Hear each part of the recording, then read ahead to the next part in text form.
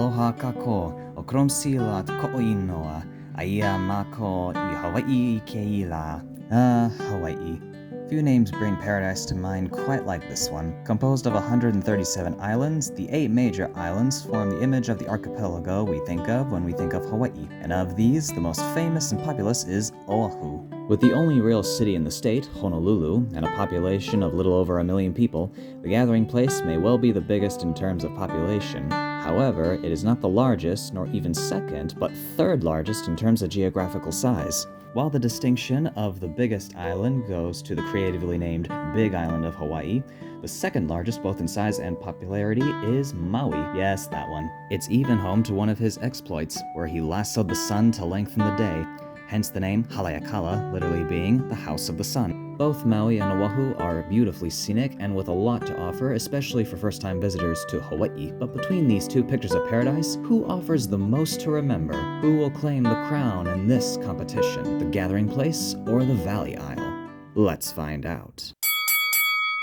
Now, at first glance, both Maui and Oahu have quite a few features in common.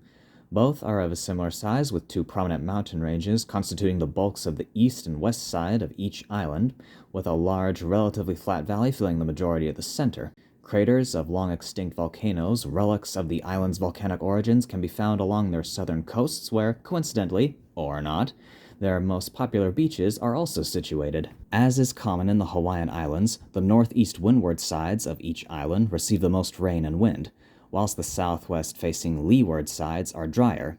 This is especially noticeable during the summer months. Both have noteworthy sites from the unification of the islands under the rule of King Kamehameha I, where almost Game of Thrones-esque battles occurred to conquer each island, with the Battle of Kepaniwai on the island of Maui in 1790 and the Battle of Nu'uanu on Oahu in 1795. However, the first prominent difference between the two is population size. The city of Honolulu has been the capital of Hawaii since 1845. This is in large part thanks to Pearl Harbor and the port of Honolulu being able to accommodate such large ocean-going ships, making it the center of commerce. Today, it is home to about 350,964 people and is the southernmost and westernmost major city in the United States. And just like any major city, you can find dozens of high-rises all around in the center of downtown, as well as various large shopping malls with the latest trends in fashion and technology. The city is also the site of the only royal residence to be found anywhere in the country, with the Iolani Palace, renovated to its current construction under the reign of King David Kalakaua in 1882. On Maui, the largest town is Kahului, with a population of about 28,219. It is here where you find the center of commerce for the entire island, as well as all the major shopping malls. However, the Oahu towns of Haleiwa, Kaneohe, and Waianae feel larger than their equivalents on Maui, such as Kihei, Lahaina, and Makawao. While this small town feel makes for an excellent sense of serenity, a lot of the newest commodities are late to arrive. That, along with more historical sites pre-annexation, tip this comparison in favor of Oahu. Point goes to the gathering place. Now, of course, one of the most famous features of Hawaii are its beaches. Everyone has no doubt immediately thought of Waikiki Beach as soon as I mentioned Hawaii and beaches in the same sentence. But Oahu has a plethora of views other than an extinct volcano with high-rises for a backdrop.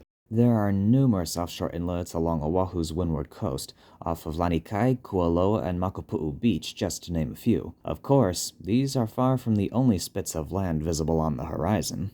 Being so close to one another, you can spot neighboring islands from each other, however the number visible and their proximity varies. Oahu is more distant from its neighbors than the lower island chain, with the edge of Molokai being visible on a clear day from the easternmost point of Makapu'u and even from Diamond Head. However, on the westernmost side at Kaena Point, Kauai is too far away to be seen. Maui, on the other hand, is situated in closer proximity to its neighbors, with the Big Island easily visible from both the heights of Haleakala and the shores of Hana, and the 3 other islands which make up the county of Maui close to the south and western portions of the island itself. The reason behind this comes down to the geological forces which created Hawaii. You see, Maui was formed not by one volcano, but 7. Together they constituted a large mass of land, today composed of the islands of not only Maui itself, but Molokai, Lanai, and Kahalawe, this super island being called Maui Nui, before inevitably settling into the sea from the forces of erosion and rising sea levels. It is the reason why today the channels between Maui and its neighboring islands are much shallower than the other Hawaiian islands. And it's these shallow waters which make it ideal for migrating humpback whales to breed and raise newborn calves in the winter months before returning to Alaska for the summer. Maui also possesses some beautiful black sand beaches, which combined with the island views of its neighbors give Maui more variety for shore viewing and enjoyment. Oahu does have many pleasant vistas of the ocean, but there's simply more to see from Maui. Point goes to the Valley Isle. Now, we've covered the Makai, but what about the Makua?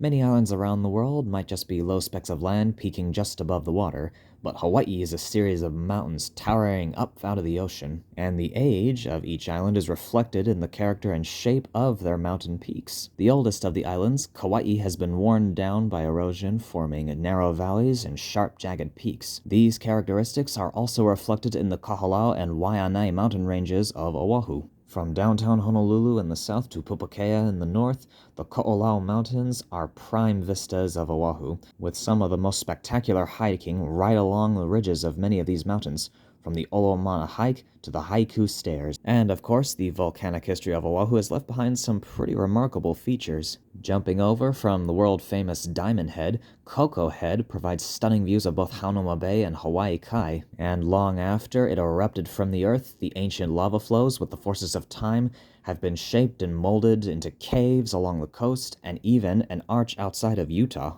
Against such stiff competition, Maui has its work cut out for it. Once again, however, this island has an ace up its sleeve. In the West Maui Mountains are Mauna Kahalawai, the oldest of Maui's two ranges, reflect the erosion of time along with impressive formations of its own, such as the Dragon's Teeth. These beautifully jagged green peaks and the remains of the lava flows that accompanied them are all what we come to expect from such beauty on Hawaii.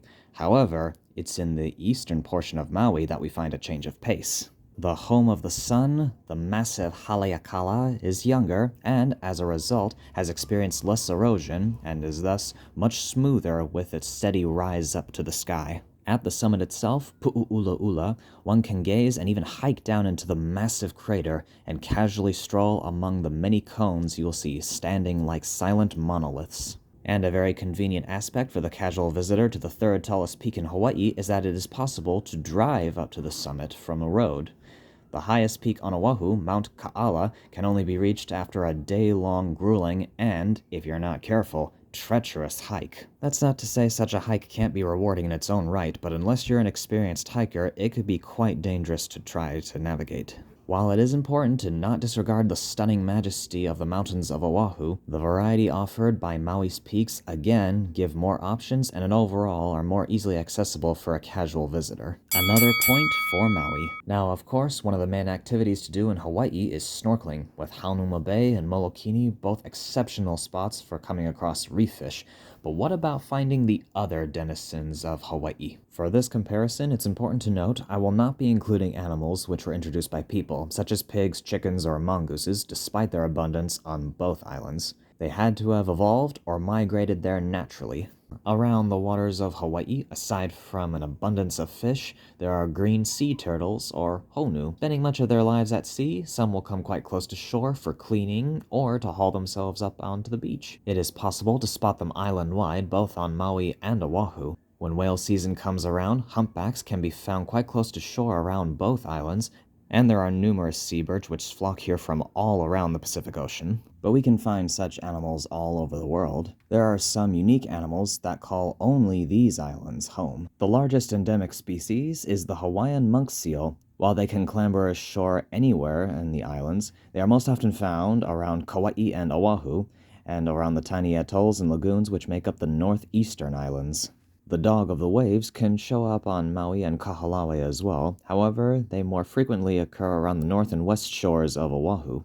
And it is here where we also can find one of the only mainland seabird sanctuaries, where Lasan albatross come to nest from all over the Pacific Ocean. And speaking of birds, what about the native inhabitants on the land? Only a fool would take a look at the forests of Hawaii and think that no animals live there. It's here where the development of Oahu really works against it. As many of the forests and wetlands were cleared, introduced predators such as mongooses, cats, dogs, and even pigs prowled the length of the island. most of the native species simply couldn't keep up. As a result, only 5 native forest birds are still found in very isolated areas of the Koholau and Waianae Mountains. The indigenous water birds have had some better luck, with stilts, coots, and moorhens still found in some areas of the restored wetlands. However, they're still vulnerable to predators. On Maui, however, it's a slightly different story. While the lowland areas are still filled with introduced species, the West Maui Mountains and the towering slopes of Haleakala have been a holdout for native species.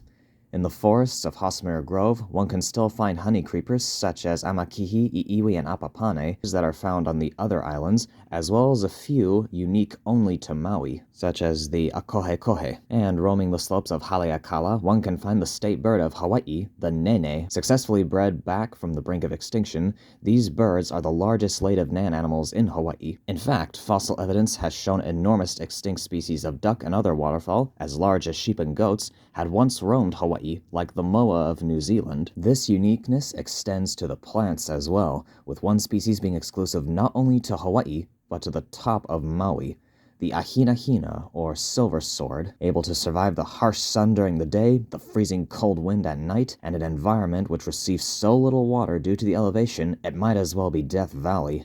Whilst seals are a real gem to come across on Oahu, there are very few species found on Oahu which can't also be found on Maui. Once again, variety tips the scales. There are just simply more of not just native species found on other islands, but the ones which are unique only to Maui which have survived. Again, the island with the name of the folk hero wins out.